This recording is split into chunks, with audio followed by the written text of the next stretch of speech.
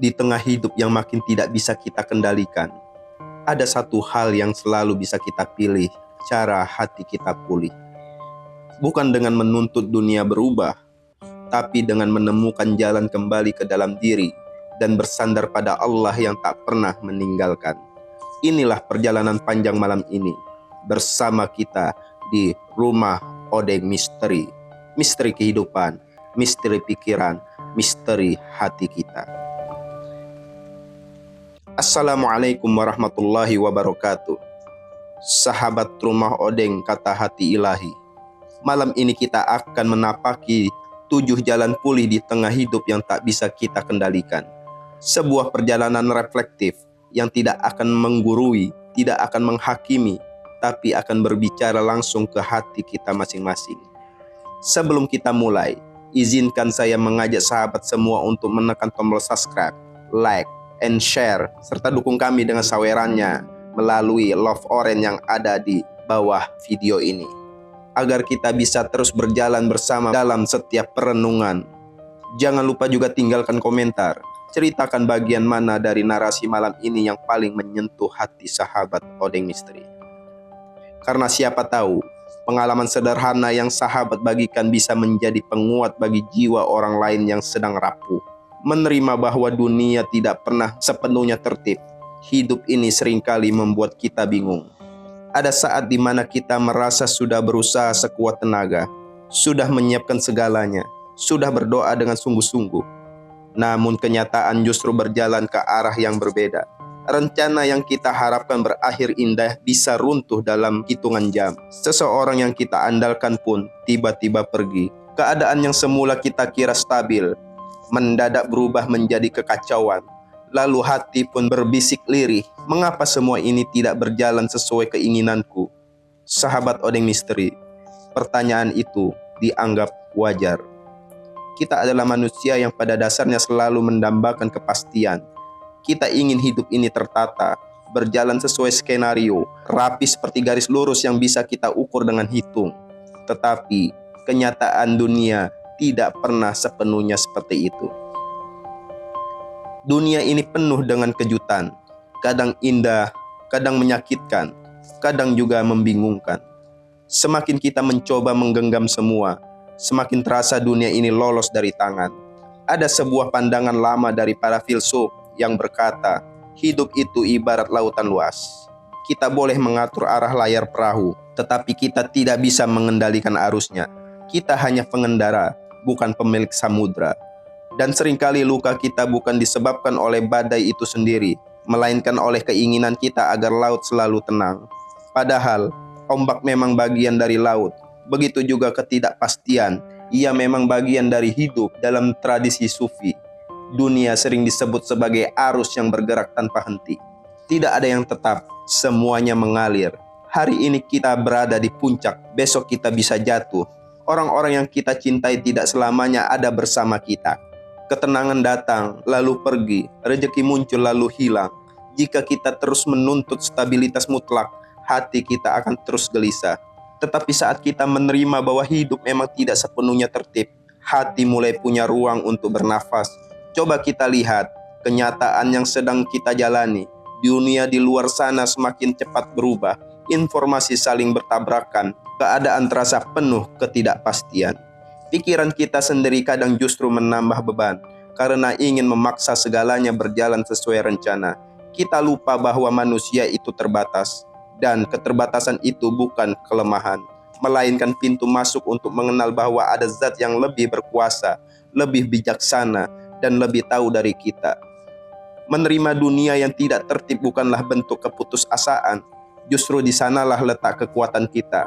Karena dengan menerima, kita berhenti melawan hal-hal yang memang berada di luar jangkauan. Kita berhenti menguras energi untuk sesuatu yang tidak pernah bisa kita genggam. Kita belajar membedakan antara apa yang memang bisa diubah dan apa yang harus dilepaskan kepada Allah. Bayangkan, seseorang yang sedang terombang-ambing di atas perahu, jika ia terus memaksa melawan arus, ia akan cepat kehabisan tenaga. Tetapi jika ia belajar menyeimbangkan layar, ia mungkin tidak bisa menghentikan badai, tapi ia bisa tetap bertahan. Hidup juga begitu, sahabat Odeng. Pulih bukan berarti badai reda, tapi hati kita menemukan cara untuk tidak lagi dihancurkan oleh gelombang.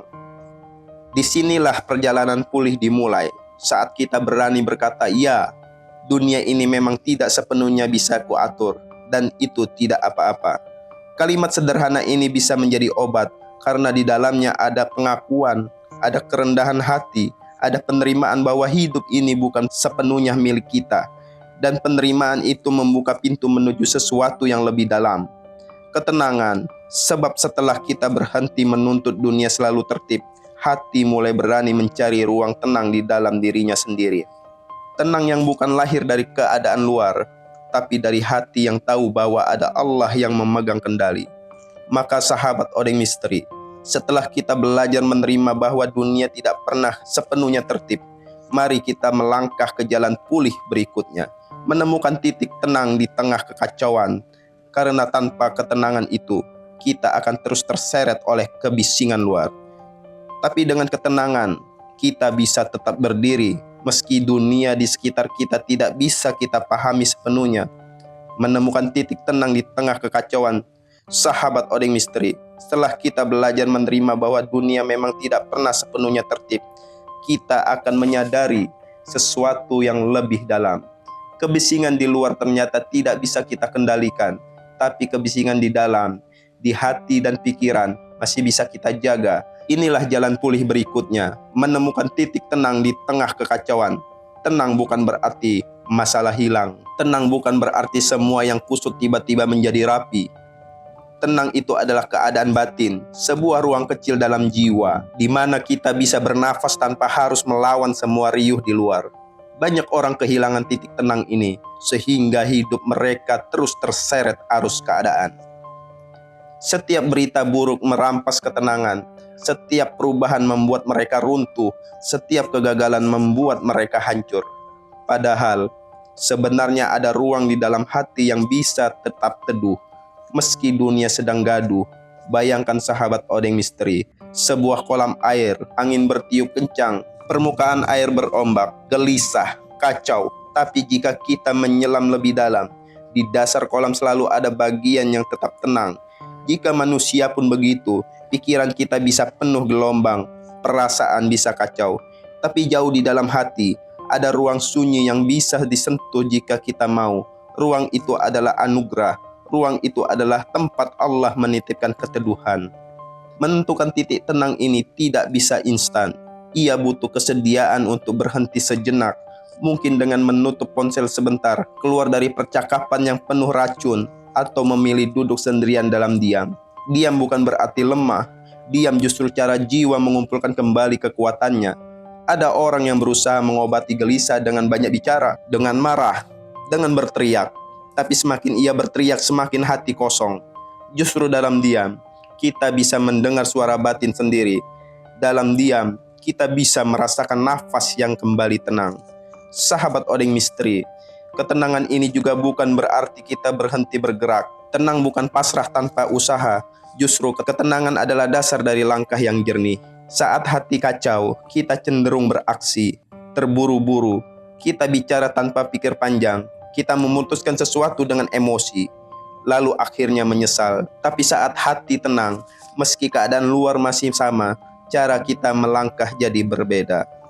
Tenang melahirkan kejernihan, dan kejernihan melahirkan kekuatan. Banyak orang mengira ketenangan harus dicari dari luar. Mereka mencari tempat yang sepi, pemandangan yang indah, musik yang menenangkan. Itu semua baik, tapi ketenangan sejati tidak bergantung pada luar. Ada orang yang hidup di tengah hiruk-pikuk kota, tapi hatinya teduh. Ada orang yang tinggal di tempat sunyi, tapi pikirannya terus gaduh. Jadi, sumber ketenangan bukan di luar, tapi di dalam jiwa yang kembali pada Allah. Bukankah Allah sendiri memperkenalkan diri dengan nama As-Salam? Dialah sumber kedamaian. Dan sumber kedamaian itu bukan hadiah yang datang dari luar, melainkan cahaya yang ditanamkan Allah di dalam hati kita. Saat kita menyebut namanya, saat kita berdoa lirih, saat kita menyerahkan beban kepadanya, disitulah titik tenang itu muncul. Dunia boleh berisik, tapi jiwa yang bersandar padanya tetap bisa teduh. Sahabat Odeng Misteri, perjalanan pulih memang tidak mudah. Dunia tidak akan berhenti membingungkan, tapi kita selalu punya pilihan. Apakah kita akan terus membiarkan kebisingan luar merampas jiwa, atau kita mau menepi sejenak, mencari ruang sunyi di dalam hati, lalu menemukan kembali Allah yang memeluk dengan caranya yang halus. Dan ketika hati sudah menemukan ketenangan ini, barulah kita bisa melangkah ke pelajaran berikutnya, melepaskan obsesi menguasai segalanya, sebab karena hati yang tenanglah yang mampu melihat dengan jernih bahwa tidak semua harus dalam genggaman dan tidak semua harus berjalan sesuai keinginan kita. Melepaskan obsesi menguasai segalanya. Sahabat Odeng Misteri, setelah kita belajar menerima bahwa dunia memang tidak sepenuhnya tertib, dan setelah kita menemukan titik tenang di tengah kekacauan, ada satu hal penting yang harus kita pelajari agar hati benar-benar bisa pulih. Kita perlu melepaskan obsesi untuk menguasai segalanya. Banyak orang merasa hidup mereka hancur, bukan karena keadaan yang buruk, tetapi karena mereka ingin segalanya terjadi sesuai skenario yang mereka buat. Mereka menuntut semua orang harus berjalan sesuai keinginannya. Mereka ingin dunia berputar mengikuti rencana mereka. Dan ketika kenyataan menolak, hati mereka pun tersiksa. Padahal, bukankah sejak awal kita tahu bahwa hidup ini bukan sepenuhnya milik kita? Kita hanya diberi bagian kecil dari kendali kita bisa berusaha. Kita bisa merencanakan, tapi hasil akhirnya selalu berada di tangan Allah.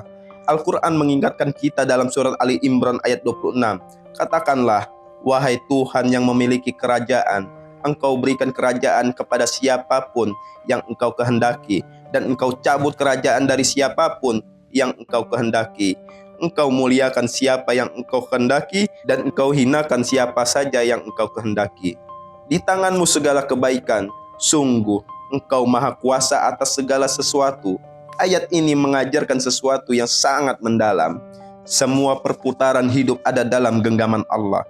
Kejayaan, kegagalan, naik turun, semuanya tidak pernah lepas dari kekuasaannya. Lalu mengapa kita begitu keras memaksa ingin mengendalikan segalanya, seakan dunia ada dalam genggaman kita? Sahabat Odeng Misteri, obsesi menguasai segalanya hanya akan melahirkan kekecewaan. Semakin kita ingin mengatur semua detail, semakin cepat kita kelelahan. Seperti menggenggam pasir di tangan. Semakin erat kita genggam, semakin cepat ia jatuh dari selah-selah jari. Lepaskan sedikit genggaman itu, dan kita akan merasakan kelegaan. Melepaskan obsesi bukan berarti berhenti berusaha. Tidak, kita tetap berusaha dengan sungguh-sungguh, tetapi hati tidak lagi terikat pada hasil. Kita belajar menyerahkan hasil itu kepada Allah, karena pulih bukan berarti mendapatkan semua yang kita mau, tetapi berani berkata dalam hati, "Ya Allah, aku sudah berusaha, aku serahkan sisanya padamu." Allah juga menegaskan dalam surat At-Taubah ayat 51, katakanlah, tidak akan menimpa kami melainkan apa yang telah ditetapkan Allah bagi kami. Dialah pelindung kami, dan hanya pada Allah orang-orang yang beriman harus bertawakal. Ayat ini adalah kunci pembebasan jiwa. Kita tidak perlu lagi menanggung beban ingin mengendalikan segalanya. Kita hanya menanggung apa yang Allah titipkan untuk kita jalani. Sisanya kita serahkan kepadanya. Sahabat Odeng Misteri, obsesi mengendalikan segalanya sering muncul karena kita takut. Takut gagal, takut kehilangan, takut kecewa. Tapi coba renungkan, bukankah Allah lebih tahu apa yang baik untuk kita? Berapa kali dalam hidup ini kita marah karena sesuatu tidak sesuai keinginan kita, tapi di kemudian hari kita sadar justru itu adalah jalan terbaik. Disitulah letak hikmahnya. Melepaskan obsesi berarti percaya pada kebijaksanaan Allah. Meski kita tidak terlalu mengerti, kita berhenti menuntut hidup sesuai peta kecil kita, karena kita tahu Allah sedang menggambar peta yang jauh lebih luas. Sahabat Odeng Misteri, melepaskan bukan hal mudah, tapi coba kita mulai dari yang kecil. Belajar melepaskan rasa ingin mengatur semua orang. Belajar melepaskan pikiran bahwa semua harus sesuai rencana kita. Belajar melepaskan hasil dari setiap usaha. Kita tetap bergerak, tetap bekerja, tetap berdoa, tapi kita tidak lagi menuntut semua sesuai kehendak. Ketika hati mulai berani melepaskan, kita akan merasakan sebuah kebebasan baru. Jiwa terasa ringan, karena beban yang selama ini kita pikul ternyata bukan berasal dari kenyataan, melainkan dari obsesi kita sendiri. Belajar menahan diri dari reaksi cepat. Sahabat Rumah Odeng yang berbahagia, seringkali yang membuat hati kita hancur bukan hanya karena peristiwa itu sendiri, tetapi karena reaksi kita yang terlalu cepat. Kita terburu-buru marah, terburu-buru menilai, terburu-buru berkata, lalu akhirnya menyesal. Luka kecil menjadi luka besar hanya karena kita tidak memberi ruang sejenak bagi diri untuk tenang. Disinilah letak pentingnya belajar menahan diri dari reaksi yang tergesa-gesa. Nabi Muhammad SAW pernah bersabda dalam sebuah hadis yang diriwayatkan oleh Imam Bukhari dan Muslim, bukanlah orang kuat itu yang menang dalam bergulat, tetapi orang kuat adalah yang mampu menahan dirinya ketika marah. Hadis ini begitu sederhana, namun sangat dalam. Kekuatan sejati bukan pada tenaga fisik, bukan pada kemampuan membalas, melawan, atau menaklukkan orang lain. Kekuatan sejati ada pada kendali atas diri. Dan kendali itu justru terlihat saat kita mampu menahan amarah, menahan reaksi, dan memberi jeda pada hati. Sahabat Odeng Misteri, marah itu manusiawi, kecewa itu wajar. Tapi apakah setiap rasa itu harus segera ditumpahkan? Dan jawabannya tidak selalu. Terkadang, menahan satu kalimat yang hampir terucap bisa menyelamatkan kita dari penyesalan panjang. Menunda satu keputusan di saat emosi memuncak bisa menyelamatkan hubungan, pekerjaan, bahkan kehidupan kita sendiri. Pulih berarti berlatih menahan diri, memberi ruang sejenak sebelum bereaksi, tarik napas dalam, diam sebentar, lalu baru memilih apa yang benar-benar layak diucapkan atau dilakukan. Karena di balik jeda itulah lahir kejernihan. Dan kejernihan adalah obat hati yang terluka. Sahabat Odeng Misteri, bukankah kita sering mendengar kisah orang yang menyesal setelah mengucapkan kata-kata tajam di saat marah? Kata itu melukai, tapi meski sudah meminta maaf, bekasnya tetap tinggal. Nabi Muhammad pernah mengajarkan doa, "Ya Allah, ampunilah dosaku, hilangkan amarah dari hatiku, dan lindungilah aku dari setan." Doa itu mengingatkan kita bahwa amarah adalah pintu yang bisa dimasuki bisikan setan. Dan ketika pintu itu terbuka, jiwa kita bisa diporak-porandakan. Maka menahan diri bukan hanya soal mengontrol emosi, tapi juga soal menjaga jiwa dari kehancuran yang lebih besar. Sahabat Odeng Misteri, coba renungkan, berapa banyak keputusan yang salah yang lahir dari reaksi yang tergesa-gesa? Berapa banyak luka hati terjadi karena kata-kata yang keluar di saat kita tak mampu menahan diri? Seorang ulama berkata, orang yang tergesa-gesa mengikuti emosinya bagaikan orang yang melempar kayu bakar ke dalam api. Berharap api itu padam, semakin kita menuruti emosi, semakin besar kobaran yang membakar kita sendiri. Tapi orang yang mau menahan diri, sejenak saja akan menemukan bahwa api itu perlahan padam. Sahabat Odeng Misteri, belajar menahan diri bukan berarti kita menekan perasaan. Tidak, kita tetap boleh marah, kecewa, dan sedih. Tapi kita belajar mengolah cara mengekspresikannya. Ketika belajar menunda reaksi agar yang keluar dari hati kita bukan ledakan, melainkan pilihan yang lebih bijak. Dan ingatlah sabda Nabi yang lain, siapa yang menahan amarahnya, padahal ia mampu melampiaskannya, maka Allah akan memanggilnya di hadapan semua makhluk pada hari kiamat. Lalu Allah memberinya pilihan untuk memilih bidadari yang ia sukai. Betapa mulianya menahan diri di hadapan Allah Subhanahu wa Ta'ala.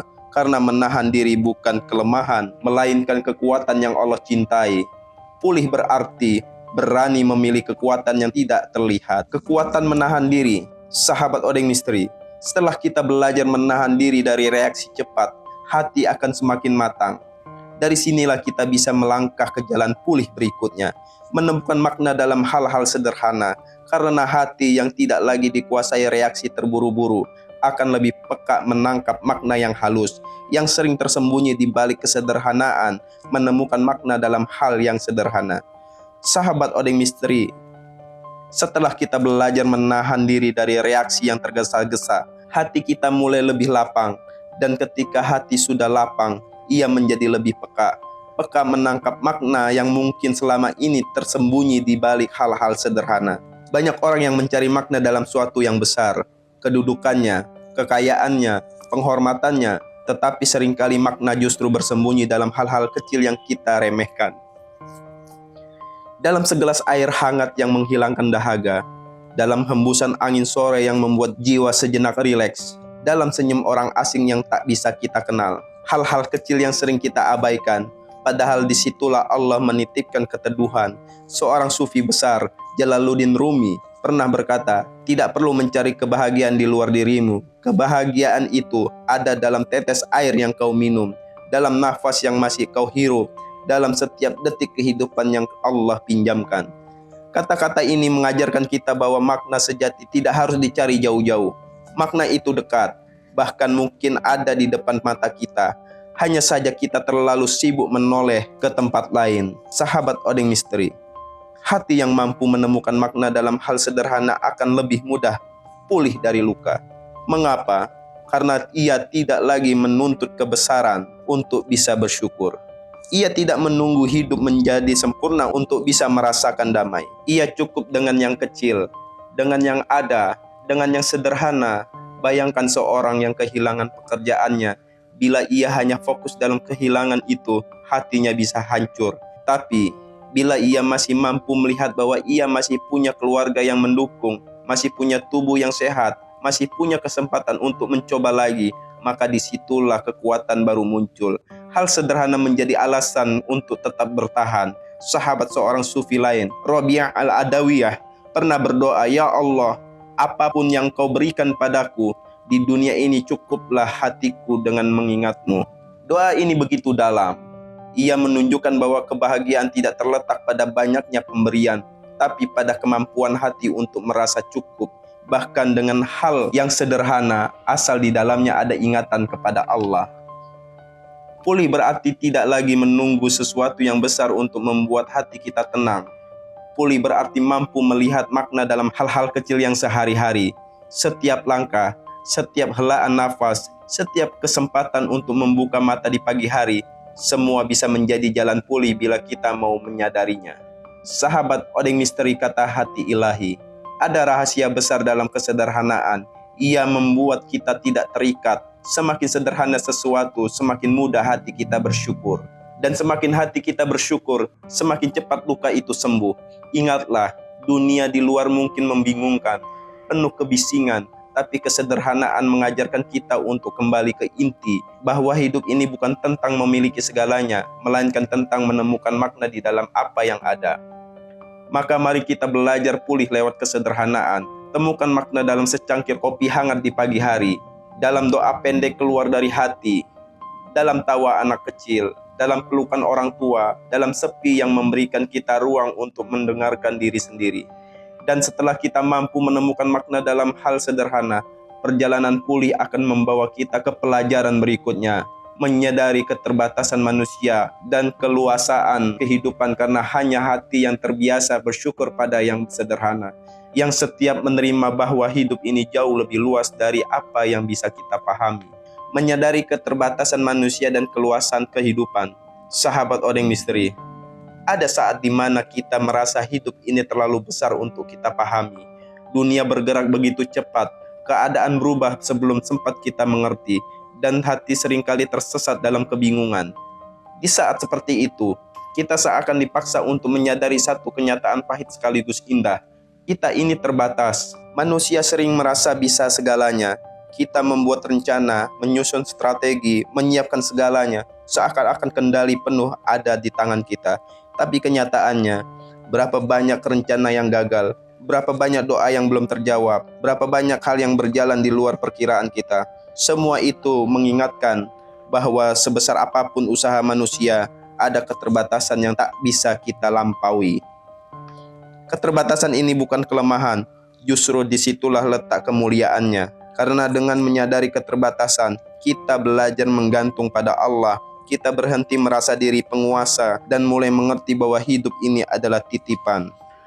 Sahabat Nabi Umar bin Khattab radhiyallahu anhu pernah berkata, "Hisablah dirimu sebelum kamu dihisab, dan timbanglah amalmu sebelum ditimbang untukmu. Karena sesungguhnya hisab itu lebih ringan atasmu di hari ini daripada di hari kemudian."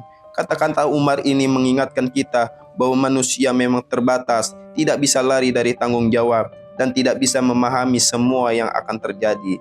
Satu-satunya jalan adalah menyadari keterbatasan diri, lalu menata hati agar selalu siap kembali kepada Allah Subhanahu wa taala.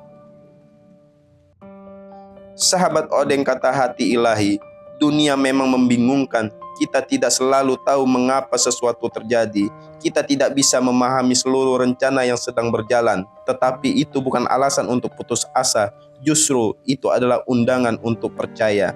Percaya bahwa ada kebijaksanaan Allah yang lebih luas dari logika kita. Ali bin Abi Thalib radhiyallahu anhu pernah berkata, barang siapa mengenal dirinya, maka ia akan mengenal Tuhannya. Ungkapan ini sederhana, tapi dalam. Mengenal diri berarti menyadari keterbatasan, kelemahan, ketidakmampuan, dan dari kesadaran itu lahirlah pengenalan akan Allah. Zat yang tidak terbatas, yang maha kuasa, yang tidak pernah goyah. Sahabat Odeng Misteri, bukankah kita sering merasa kecewa karena dunia tidak berjalan sesuai harapan? Kita kecewa karena gagal menguasai segalanya. Padahal sejak awal dunia ini memang terlalu luas untuk kita bisa kuasai. Assalamualaikum warahmatullahi wabarakatuh.